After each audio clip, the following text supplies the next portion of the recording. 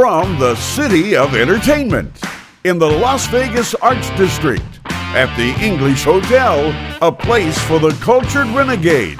This is April in Vegas with this week's special guest, Dustin Wax, John D. Domenico, plus Steve Dennis, and your host, April Brucker.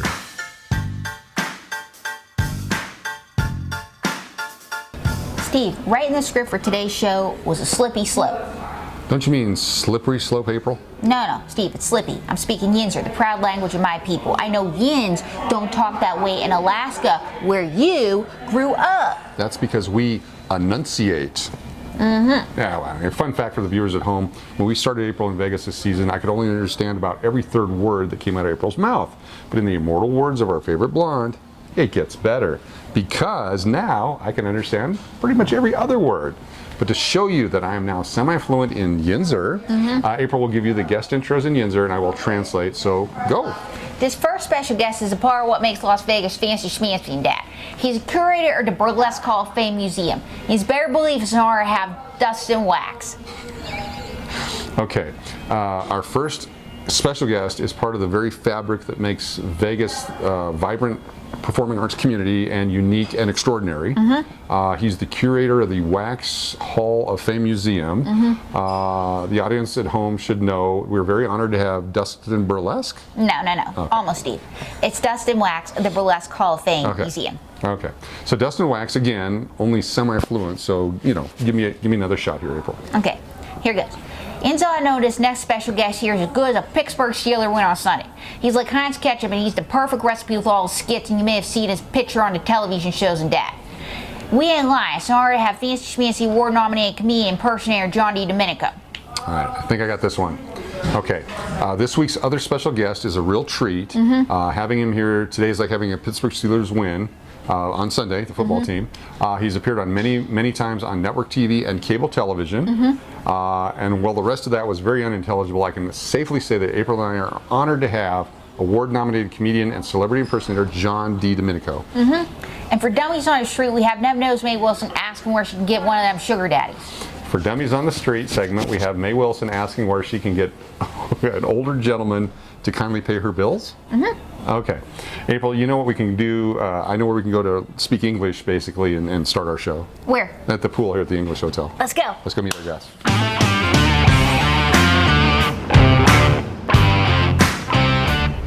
You know, April, I was just noticing that the English Hotel and the pool are the first things that show up at Marriott.com when you type in Las Vegas.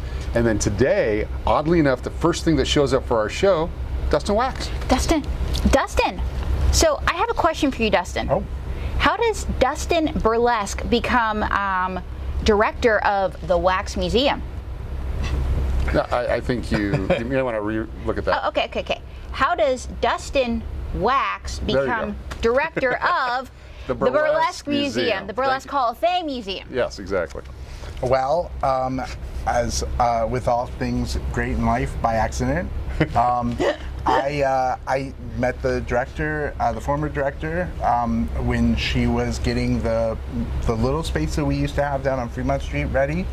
She asked if I'd like to help out. I had some museum experience. I was teaching women's studies at the time, and this was something that I had an interest in. And she said, "Do you want to help out?" And I said, "Absolutely. I want to spend time working in a museum and chilling out, and especially a burlesque museum." Over the next couple of years, we were putting together a plan to get into a bigger space, and we had a big summit meeting and had all our stakeholders and presented the plan, and they said, "Well, do you want to take this and run with it?" And I said, "Sure." I got a 5-year plan to put us into a new space, which is our space up here on Main Street, and it only took 7.5 years, and here we are. Actually, you don't run, you shake and shimmy with it, right? A little bit. So what makes burlesque, which is a worldwide phenomenon, special in Las Vegas? What is the defining part of Vegas burlesque? So burlesque has been a part of Vegas entertainment since the beginning. Lily St. Cyr used to perform at the El Rancho. Tempest Storm used to perform at the Hilton. From the very beginning, the first topless review here was at the Dunes, was created by the adopted son of the Minsky brothers from New York, they were the ones whose shows got shut down in the 30s because they were too dirty. Yep. They were big burlesque impresarios. So burlesque has always been sort of woven into the kind of entertainment that made Vegas Vegas. That, I say burlesque is what put the sin in Sin City. Yes. Without that influence, this was just a place where people came to do, high stakes banking, basically. So with that in mind, what is your favorite era of burlesque? Of burlesque in general, I'm very partial to the kind of classic era, 50s, 60s, when they're just starting to get weird with it. When burlesque is going from the theaters into the nightclubs, and from the nightclubs into the sort of bars, and starting to compete with a lot of other kinds of entertainment. So they're starting to bring characters and pop music, and they're performing to the Beatles or Hendrix or the Rolling Stones, and I feel like that's really this very energetic moment. And then right now, it's always a surprise to people who come to the museum that burlesque is huge right now. Yes. It's not the same as it was. It's not like the kind of profession that Tempest Storm had, but it's super creative, super innovative. People are using it to address all kinds of challenging social issues. It's, right now it's just a moment of tremendous creativity. What I want to know is, because Vegas was built on rhinestones and G-strings and pasties, and in another life, you're a professor. How does it feel to educate this generation about classic burlesque? It's really neat. I'm very lucky to have a job where I get to come to work, and either through me or through my staff and the programming that we built, teach people about something that they have no idea about. Everyone thinks burlesque is Lily Von Stupp in Blazing Saddles, which is barely burlesque. It's like on the very calmest edge of what burlesque is. And people come and they take our tour, and we tell them these stories, and we tell them about these amazing performers, mostly women who did incredible things that defied all the possibilities of what women, we have women who were making $10,000 a week at a time when women weren't allowed to have credit cards or mortgages. Right, yeah. And so it's this wild experience that they come in, and then they come in knowing nothing, and they come out like, oh wow, there's this whole world that I had no idea even existed. So as an educator, that's what I live for. It's the same thing if I teach a class, and 16 weeks later students are like, wow, now I understand something about my life. To have people come in and in our case it's only 45 minutes, 45 minutes later come out and go, wow, there's a whole part of American history I had no idea existed. Okay, and so Steve, read my mind. Oh, I don't know if I can today. What is the future? That's what it was. What is the future? The future for burlesque in Vegas. For burlesque in Las Vegas. I think what we're kind of counting on, and what we're seeing in Las Vegas is sort of a resurgence of classic Vegas, the Mob Museum, the Neon Museum. There's been a whole long period where Las Vegas entertainment has become cirque shows, and I don't even know if gaming is still the big draw it was, but where there's been a lot of sort of changes. But I think there's a lot of people come here and they want that old Vegas. They want that Vegas from the movies. They want that Vegas from the Rat Pack. And I think we're going to start seeing more of that incorporated in shows. We see what's the biggest show on the Strip right now is Absinthe. That's a burlesque show. Yes. And it features very prominent burlesque performers, as their chief entertainers, and they've built 2 other shows, and I think we're going to see a lot of that sort of thing. We're going to see more shows that are more true to what burlesque is today, and to what burlesque was in the heyday, the sort of the height of Las Vegas, classic Las Vegas. And speaking of heyday, Steve. Yes. Try to read my mind again. I'm going to read your mind. You want to know that if he could put on the ultimate burlesque show, who would those performers be? And I've got Fufu LaRue. Is that nah, maybe I got that wrong. All right.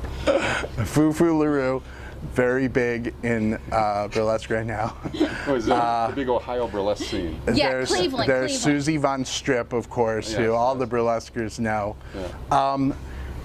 I honestly, I put on the ultimate burlesque show. Like, it would be impossible for me to pick, I don't know, 10 performers, 20 performers. We put on something like 100 performers at the Weekender, and every year there, there's some carryover, but there's a lot of new performers, a lot of new to me performers, and new to our stage performers, and they're just all incredible. I could never pick out, like, here's the 12 that I think are going to make my great 2-hour show that I have, on Friday night or whatever. So, kind of a follow-up to that is, if I wanted to start my burlesque career, me being just anyone in general, is there like an America's Got Burlesque AGB show where I can go out and do my stuff? And is that how people start their career? You got America's Got Talent, and then they get a recording contract. So there have been burlesque people on America's Got Talent. They don't tend to do very well because I think the average person doesn't really get what's going on with burlesque, which is why we exist. But if you wanted to start right now, and you could. I got the height. Yes, he's got the height, and Steve looks really good in pasties. We teach classes.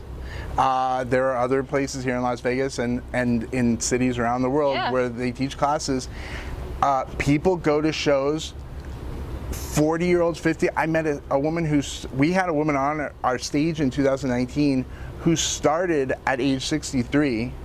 She went to a show, she was super impressed, she took some classes, and she became good enough that she ended up being, an alternate in our competition, and when the person dropped out, she was there in competition in the global stage. Fantastic. Wow. And folks, speaking of global stage, if you're in Vegas, come check out the Burlesque Hall of Fame Museum. Thank you so much, Dustin Wax.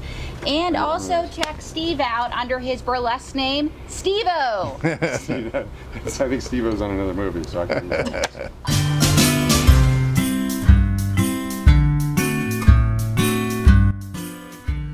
How do I find a sugar daddy? Where do I snag one?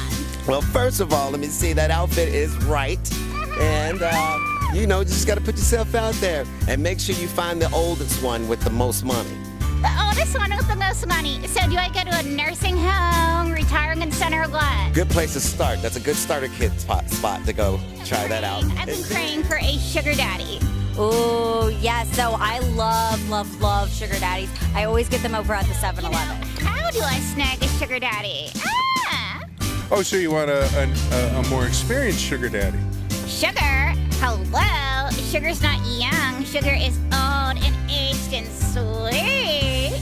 Oh, then I'm right here. What are you talking? I'm right here. I'm literally standing right in front of you. Wait, so you're going to the 7-Eleven to snag a sugar daddy? Yes, it's only the best candy there is. They are the best candy, especially when they put you in their will and they leave you all their money. And then, you just find the one with the biggest pockets. The one with the biggest pockets? And with the golden ticket, so it doesn't really last. So you just go ahead, hit it, quit it, and you got your cash. Hit it, quit it, and go with cash. Ah! Wait, you found a sugar daddy at the 7-Eleven? Yeah, they're delicious, dude. I love the candies, like, the little yellow wrapper, and they're just hard candies. The sugar daddies are delicious. What is a good line that I can use to snag a sugar daddy? To snag a sugar daddy. Basically, you can say, excuse me, I'm having a few problems with paying my rent and my lights are not on. You can't even see me. You want to see me, right? Are you financially challenged? No, I'm a billionaire, but the problem is all my money's in other people's bank accounts. Oh my God, you're a billionaire! Ah! We're talking about very different sugar daddies. Wait, what kind of sugar daddy are you talking about? I'm talking about the candy. What kind of sugar daddy are you talking about? I'm talking about the ones that are 98 years old, that are on their last leg, and that have billions of dollars. Candy. Oh, girl, those haven't been around since the 90s, since the Anna Nicole days. She's my hero. Ah! My lights aren't on. You want to see few dollars now? Well, right now I'm financially challenged, so at this moment, might have to keep a couple of candles or something to start that out first because You know what? This conversation's so over. You know what? Let's get married right now. Miss Vegas, I found my sugar daddy. Ah! You know, I'm stuffed and unstrung. Cause once you go cock it, you never go mock it again. Felt life. Work, work, work, work, work. Work, work, work, work, work. Work, work, work, work, work.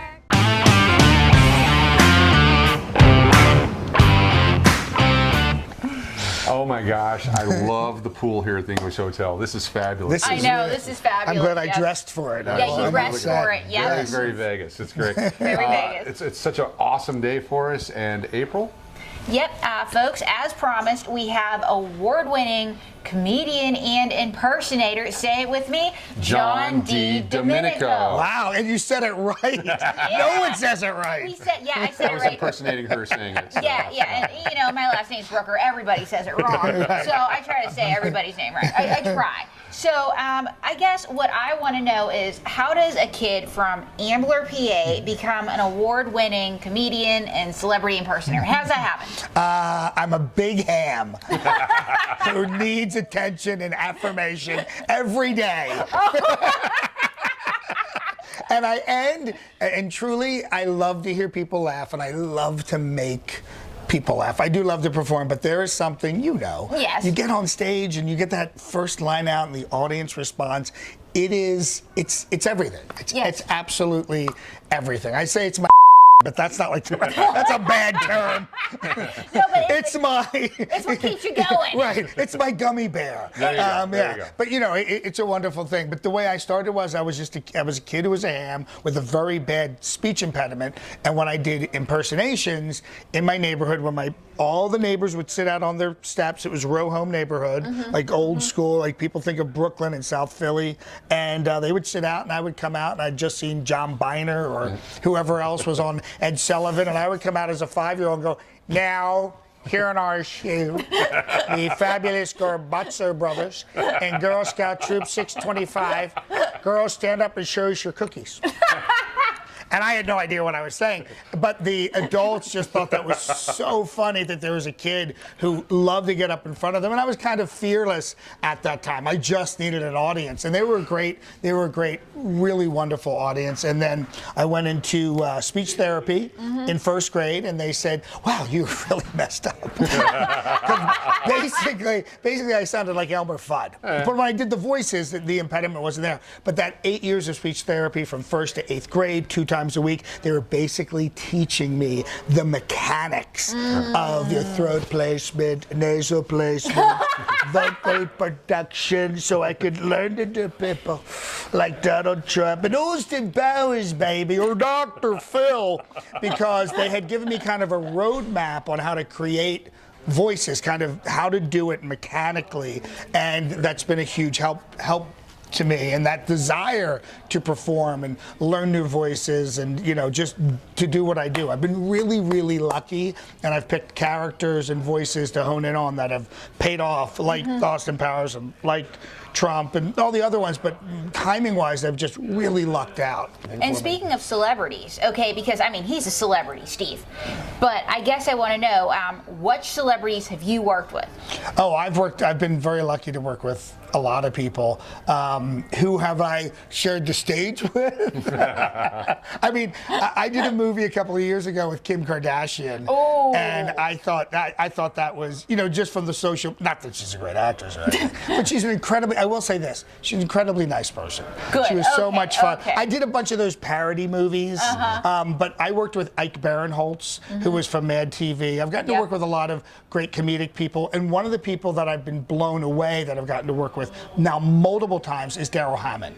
I've shared the stage with him. I've done a couple of comedy shows with him. I had won the Laugh Factory's Trump international competition. So then we went around and did a bunch of, since he was one of the judges, we went around. So I've gotten to meet a lot of people people that I, looked up to in the comedy world, and it's been really that to me is very, very gratifying, and kind of get their stamp of approval. And I mean, but aside from Trump, you've had a long career. You were even in Tony and Tina's wedding. Yes, we were the first cast out of New York. Tony and Tina's was a massive environmental hit. Show. Yeah, great kind of show. it's an interactive show, and then they were finally, kind of getting it out on the road. And the only way you could really do it is you had to go to New York. We were cast out of New York, but you had to spend like a week with that cast, really learn the show, and then they moved us down to Philadelphia. And that show ran for a year. Oh yeah. I mean, that's a long time. And I guess my question though is, because you've done these cable shows, you've done everything, and Steve, read my mind. God, here we go. Okay. Steve's translating the question. What is your favorite gig you have ever done, and why? And where? Why and where? There's been there's two. I shot a show last year at Desilu Studios, which is now Red Studios. So it was called Let's Be Real. I was voicing Trump, and just to be at these studios where they shot I Love Lucy and the Munsters and the walk on the sets, and you see the plaques on the walls, and you're like, oh my God, like history was made here. And I love this stuff. I love movies and I love television. I'm so grateful to walk into these historic studios and to work there for a couple of weeks. So that's really cool. The other one was I was invited. I'm the only impersonator ever invited to the European Parliament. Usually they bring over the American president. For some reason, wasn't available. Wasn't available. Yeah, so they asked me to come over, and I got to perform in front of the European Parliament in Brussels. Oh wow! And they have the best Brussels sprouts I've ever had. No, it was actually they have the so best. You give them an A+. They're Brussels sprouts A+. Best chocolate, and best pretzels, soft pretzels. They were amazing. So those two jobs were really, really gratifying. There's a lot because there were so many amazing things that have happened in the last 5-6 years, getting on the cover of Los Angeles Magazine and the TV stuff, and Howard Stern, and 12 times on the Today Show in Australia, and 50 times on Fox News, and 52 times on Conan O'Brien, and like it blows my mind, all the amazing things that have happened. Well, it's a fantastic volume of work. So let's narrow it down to Las Vegas if we can. Right. No, absolutely. What is your favorite venue to perform in Vegas? Yeah, what's your favorite venue? There's personal reasons for this. I love the space. Mark Chinook early on had me at Monday's Dark. It really kind of catapulted me to get in front of 450 people. He's been so incredibly supportive. I met so many fellow performers there. The networking that you can do there and meet people and the musicians and the charitable organizations. And it also got me involved in many more charitable organizations and doing work. So it's a wonderful, wonderful space. That is the name, but it is a space that is filled with so much talent and so much support that it means a great deal to me. And what brought you to Las Vegas? What brought me to Las Vegas was I couldn't stand the weather in New York and New Jersey. No more rain, and no the more cost snow, of living. Yeah, I was just like, that's it. But now it's no state income tax, baby. No state income tax. The first year I moved here, I couldn't believe how much money I saved. And what a lot of people don't realize is how tiny this town is. Really, the furthest you can drive is like an hour. So you save money on gas, you save money on tolls, you save money on taxes. It's truly it's the warmest place. I mean, I think you can, agree with this, but I've never been so kind of folded into an entertainment community like I was here. Yeah, and that support goes far beyond the space and that group, but everybody here is so helpful. You're having me on the show, which I really appreciate. Oh, we love having you, by the way. Oh, thank you. And I loved meeting you. Thank you. And no, I did. Like, I was, who's this April Bruckner? And, when I first had discovered you, and like another performer, another comedian, and here you can actually reach out and actually make contact with people. New York and LA, it's a little tougher. Everyone's. Yes. Oh, yeah. Yeah, here you'll run into like the event here when this place opens. You're like, is that so and so? Is that so? Is that guy? It's really a small supportive, wonderful community. And I moved here, and in a short period of time, I had met Gordie Brown and some of the other impressionists and impersonators. So that's why I didn't know that. That was a benefit. I was really just sick of the weather. That's a good reason to move. Yeah, and I'm on the road, and I was on the road about 25, 30 weeks a year performing, and I was like, why am I living here, spending a fortune when I could be here in this beautiful weather? And it turned out to be the best move I've ever made. And feeling the sensation called happiness. Yes. Yeah. So what do you do for fun in Vegas when you're not performing, you're not hanging out with celebs or doing celebs or being a celeb? Yes. What do you do for fun? What I like to do here is there's, you've got Red Rock Canyon and all these amazing places to hike. I like to hike and cycle and just get outside. But it's not, when the pavement isn't melting. Yeah, when it's not. But I also just like to hang out and spend time, and I like to read. Wow, good. I try to curve, kind of cut out time where I can actually just sit and read and learn. But this town offers so many different activities, so it's the wonderful outdoor life you can have here. Oh yeah, the outdoors here are great. Just like John D. Domenico is. Say it with me, Steve. Great. Great. Let's try it again. Right, 1, 2, 3. Great. And I would prefer tremendous. Tremendous. Okay. Let's say that again. 1, 2, 3. Tremendous. And so thank you so much for coming on the show. Your interview has been tremendous. And I'm open the rest of the day, so I can stay if you just want to do an extended episode, 2 and 3 hours. I brought all these autographs in case you wanted them. We can do a deep dive into.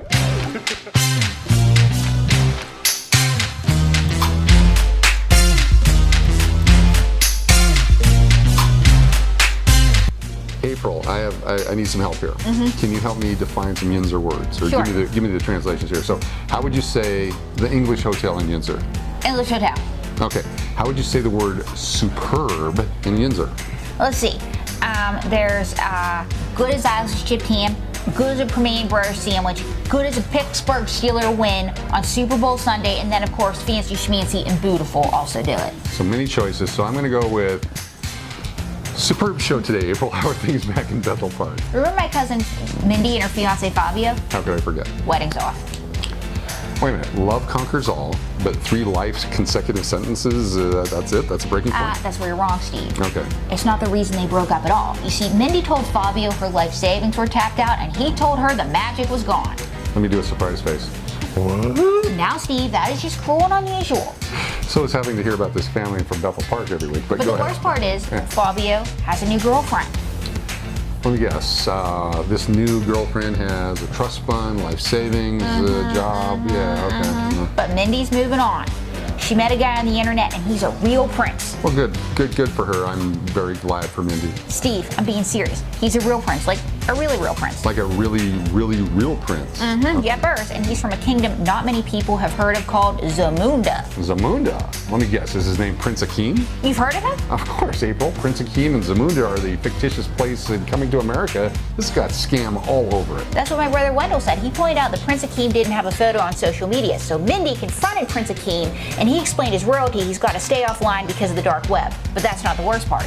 Let me guess. It gets worse? You don't say. Yeah, Prince Akeem had a money order for Mindy to cash, subtract the balance, and send the rest to the third party. But now her bank account is frozen. Let me guess. The bank didn't recognize the Zamunda currency at all?